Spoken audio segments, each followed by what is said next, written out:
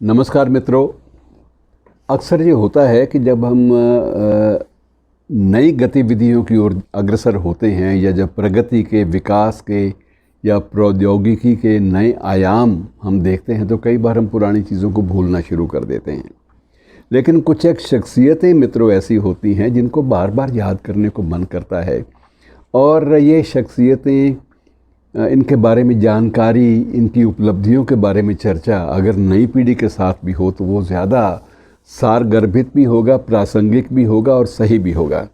कुछ एक ऐसी शख्सियतें होती हैं मित्रों जिनके बारे में ये नई पीढ़ी को बताया जाना बहुत ज़रूरी है कि जिस स्वतंत्र परिवेश में उनके लिए विकास के नए नए रास्ते खुले हैं और उनकी ज़िंदगी जो है वो खिलने की ओर अग्रसर हो रही है, उस स्वतंत्र देश को एक स्वतंत्र सत्ता के रूप में प्रस्थापित करने में जिन लोगों का योगदान था उनको भुलाया नहीं जा सकता, उनको भूलना नहीं चाहिए। नई पीढ़ी को हम लोग उनको सलाम करेंगे, हमेशा याद रखेंगे, ताकि हम में भी ऊर्जा, नई पीढ़ी में भी ऊर्जा का संचार हो सके।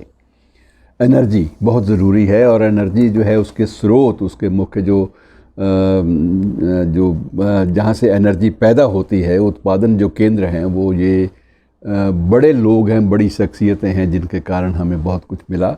इनमें मित्रों आज दो शख्सियतों का जन्मदिन है और दोनों का बराबर में महत्व है। इन दो शख्सियतों में एक थे बाल गंगाधर तिलक और दूसरे थे चंद्रशेखर आज़ाद।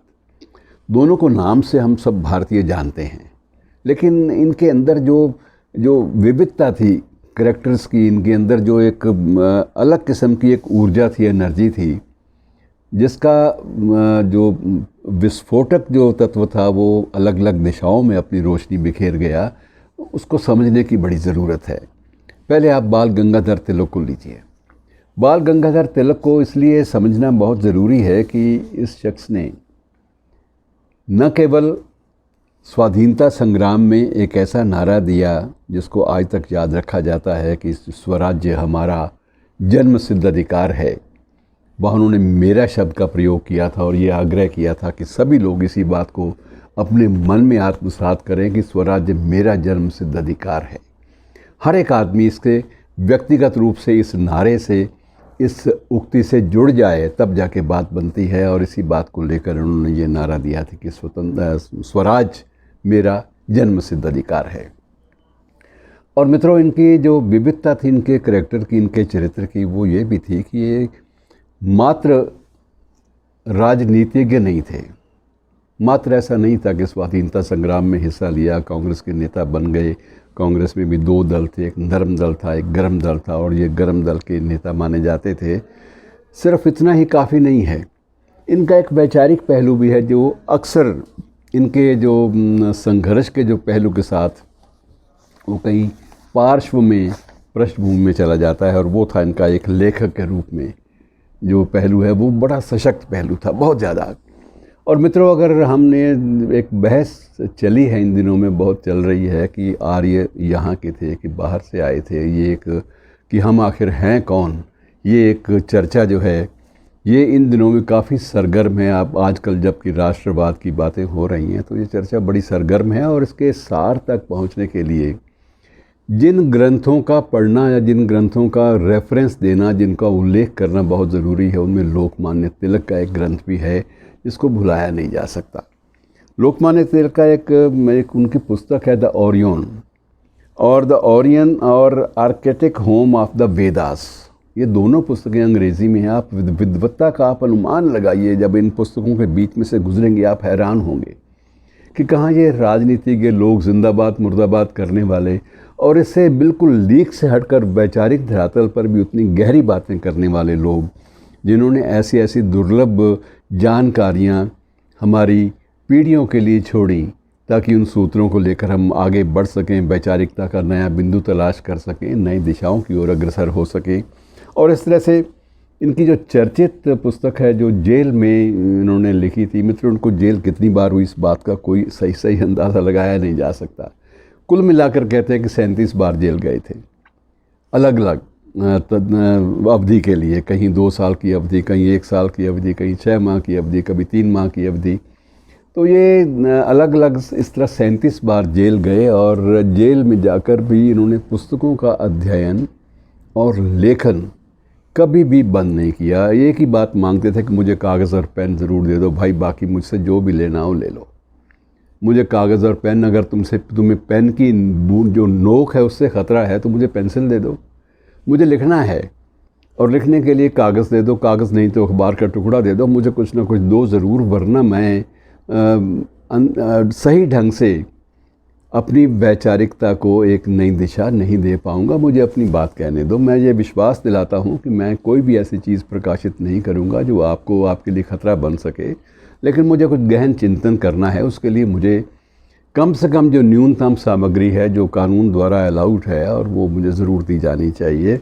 और इन्हें कागज़ और पेंसिल की इजाज़त दे दी गई थी, तो उन्होंने पेंसिल के साथ ये पुस्तकें लिखी, कागज़ पर उतारी और बाद में जब स्वतंत्र हुए, जब जेल से छूटे, हर बार जेल से छूटे, तब एक पुस्तक की पांडुलिपि श्रीमान जी के बगल में होती थी। ऐसे ये महान शख्स थे। जिस पुस्तक की मैं चर्चा कर रहा हूँ, जिसकी चर्चा बहुत ज़्यादा हुई है, वो भगवत गीता रहस्य, श्रीमद् भगवत गीता रहस्य नामक जो पुस्तक है, वो अब भी जब माना जाता है कि गीता के बारे में जो सटीक व्याख्या है वो लोकमान्य तिलक ने जो दी, वो कभी भी इतना ज़्यादा आगे नहीं बढ़ पाई। और ये ऐसे विचारक थे, 3 नाम बड़े रच बस गए थे, बाल, पाल, और इनका नाम बीच में जुड़ गया था, बाल, पाल और लाल। लाला लाजपत राय के लिए लाल और बाल गंगाधर तिलक के लिए बाल और पाल बिपिन चंद्र पाल के लिए। तो इस तरह से ये एक मुहावरा बन गए थे तीनों। तो ऐसे शख्स को याद करना, उनको उनके जन्मदिन पर उनको याद करना, उनको दोहराना बहुत ज़रूरी लगता है। और दूसरी शख्सियत है चंद्रशेखर आज़ाद, आज के दिन ही पैदा हुए थे। वर्ष का फ़र्क था ज़रूर, नेचुरली सीनियर तिलक थे, इसमें कोई संदेह नहीं है। लेकिन आज़ाद की ज़िंदगी मित्रों ये है कि इसकी शुरुआती ज़िंदगी जो है वो भाबरा जैसे गांव में हुई, और गांव जो है वो भीलों से और आदिवासियों से भरा हुआ है, आसपास सारा आदिवासी क्षेत्र है। उस क्षेत्र में इनकी जो शिक्षा दीक्षा भी बड़ी मुश्किल से संपन्न हो पाती थी, और उसमें तीरंदाजी जो थी, सबसे पहली बात ये कि जो आदिवासी हैं वो तीरंदाजी में माहिर होते हैं। तो वहीं से एक्चुअली जो अचूक निशाने की जो मुद्रा थी उसका प्रशिक्षण आदिवासियों के बीच में, भीलों के बीच में रहने से चंद्रशेखर आज़ाद को मिला। और उसके बाद जब पढ़ लिख गए तो ये पंडित जी कहलाने लगे। कोई इनको चंद्रशेखर आज़ाद तो बाद में कहता था, लोग इनके क्रांतिकारी साथी भी इनको पंडित जी के नाम से जानते थे। और ये एकमात्र ऐसे शख्स के, आप मान लीजिए कि एकमात्र ऐसे क्रांतिकारी थे जिनका जिक्र किए बिना जवाहरलाल नेहरू भी नहीं रह सके, जिनका जिक्र मोतीलाल नेहरू ने भी अपने संस्मरणों में किया, और मनमथनाथ गुप्त जैसे लोगों ने तो किया ही किया। बहुत सारे ग्रंथों में इनके बारे में निजी संस्मरणों की भरमार है।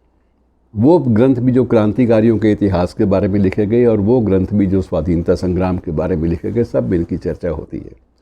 इनकी एक विशेषता ये थी कि बहुत अच्छे ऑर्गेनाइज़र थे, संगठन की क्षमता बड़ी अद्भुत थी। और उस वक्त ये लोग सोचते थे कि हमारे पास संसाधन कहाँ से आएंगे, हमने एक संघर्ष करना है, HRA चलानी है, हिंदुस्तान रिपब्लिकन एसोसिएशन का संचालन करना है, जो संस्था का गठन इन सब ने मिल के किया था, और अपने क्रांतिकारी साथियों को बचाने का प्रयास भी करना है।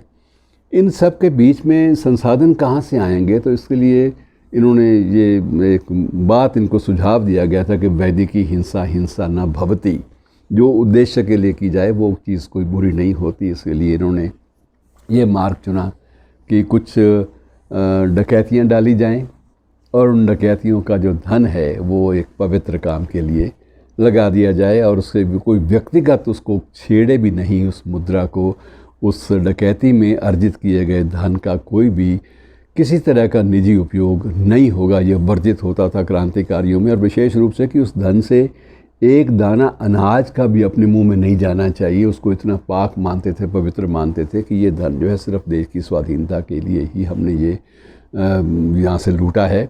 और जो लूट भी होती थी वो सिर्फ या तो सरकारी ख़जाने पे होती थी, और या बहुत संपन्न वर्ग पे। किसी भी सामान्य जन के साथ कभी भी ऐसा इन्होंने खिलवाड़ नहीं किया। सामान्य जन के प्रति ये लोग, क्योंकि स्वयं सामान्य जन थे और स्वयं जानते थे, इन चीज़ों को समझते थे, और इसलिए पूरे समर्पित रहते थे। मित्रों, जब सैंडर्स का जब मामला हुआ जिसमें भगत सिंह ने और राजगुरु ने ज़्यादा भागीदारी की थी, उसमें भी पूरी की पूरी योजना का जो जो एक खाका था, जो पूरा का पूरा वो चंद्रशेखर आज़ाद ने बनाया था। जब बम फेंका गया असेंबली में, दिल्ली में केंद्रीय असेंबली में, जब बटुकेश्वर दत्त और भगत सिंह के ज़िम्मे दायित्व लगा, तो उस वक्त भी उसका निर्देशन करने का सारा काम चंद्रशेखर आज़ाद ने किया था, क्योंकि इनको ये माना जाता था कि ये प्लानर बड़े अच्छे हैं। दूसरी बात यह है कि ये यथासंभव पुलिस की गिरफ्त में आने से हमेशा बचते इसलिए हैं कि अगर एक बार आ गया तो उसके बाद आंदोलन जो है कहीं कमज़ोर ना पड़ जाए, सिर्फ इसलिए बचना पड़ता था। फरारी कई बार उसका सहारा लेना पड़ता था, जबकि वैचारिक स्तर पर वे लोग भगत सिंह और बटुकेश्वर दत्त है या राजगुरु है, ये लोग वैचारिक तौर पर सोचते थे कि जब तक हम देश में क्रांति का एक बीज नहीं बोएंगे, जब तक कोई ऐसी मिसाल कायम नहीं करेंगे, ऐसी घटना नहीं करेंगे जिस घटना की व्यापक चर्चा हो और लोगों में एक नया जोश भरे, युवा वर्ग में एक नए उत्साह का जो संचरण हो, जब तक ऐसी घटना नहीं होगी तब तक बात नहीं बनेगी। इसलिए वो लोग अपने आप को गिरफ्तार करवाने के लिए भी तैयार रहते थे। और इनका ये मत था कि आप लोग गिरफ्तार करवाने के लिए तैयार हो अपने आप को, तो मेरा दायित्व ये भी बनता है कि मैं आप लोगों को वहाँ से छुड़वाऊँ भी और आपकी अनुपस्थिति में आंदोलन को एक दिन के लिए भी ठप ना होने दूँ। तो ऐसे इस किस्म के व्यक्ति थे। बचपन में ही सज़ाएँ मिलनी आदत हो गई थी। बचपन में पहली बार जब उम्र 10 या 12 साल की थी तब भी स्कूल में भी सज़ा मिली थी और बैंत की सज़ा मिली थी, और दंड में यह प्रावधान था कि तब तक कोड़े बरसते रहेंगे जब तक ये आदमी बेहोश नहीं हो जाता। और ये एक कोड़ा इनके शरीर पर पड़ता था तो भारत माता की जय और वंदे मातरम के अलावा और कुछ नहीं बोलते थे, नारा लगा देते थे। और कोड़ा जो है दूसरा, वो ज़्यादा प्रहार के साथ, तेज़ी के साथ इनके जिस्म को छूता था। तो ये कुर्बानियाँ जो हैं मित्रों इन लोगों की अपरिमित हैं। और अंत में जब योजनाएं बना ही रहे थे कि आगे क्या करें, आगे की योजना क्या हो, उसकी योजना बनाने के लिए अल्फ्रेड पार्क में गए और वहाँ पर घिर गए पुलिस की पूरी की पूरी गश्ती दल के बीच। और जब किसी अपने ही साथी ने पुलिस को सुराग दिया कि आज़ाद वहाँ पर है, उसको पकड़ा जा सकता है, तो उस वक्त इन्होंने सामना किया डटकर। निशाना अचूक था ही, और बहुत सारे जो अंग्रेज़ पुलिसकर्मी थे उनका सफाया करने के बाद अंत में जब इन्होंने देखा कि अब सिर्फ एक गोली बची है और एक गोली से मैं ज़्यादा देर लड़ नहीं पाऊंगा, लेकिन साथ में ये संकल्प भी था कि जीते जी इन कमबख्तों के हाथ नहीं आऊँगा, तो उन्होंने उस गोली को अपनी कनपट्टी से लगाकर स्वयं अपनी आप की शहादत दे दी, ताकि ये लोग मुझे अन्यथा ना लें और ये लोग ये ना समझें कि मैं अंदर से मजबूत नहीं हूँ, अंदर से स्ट्रांग नहीं हूँ। तो ये शहादत मैं स्वयं अपने हाथों से लूँगा, इन लोगों के हाथों से शहादत भी क्यों लेनी। तो इस प्रकार के ये अजीब जज्बे के लोग थे मित्रों, जिनको याद करना बहुत ज़रूरी है। और इनकी जो उपलब्धियां हैं, इनके बारे में जो ऐतिहासिक जो शोध है, इनका मूल्यांकन है, एक्चुअली सही मानों में मैं समझता हूँ कि अभी भी बकाया है। बहुत सारे तथ्य हैं जिनको जो खोलते जाएंगे, ऊर्जा के नए नए बिंदु, नए नए स्रोत जो हैं वो सामने आएंगे। शुक्रिया दोस्तों, और नमन इन दोनों महान विभूतियों को। शुक्रिया।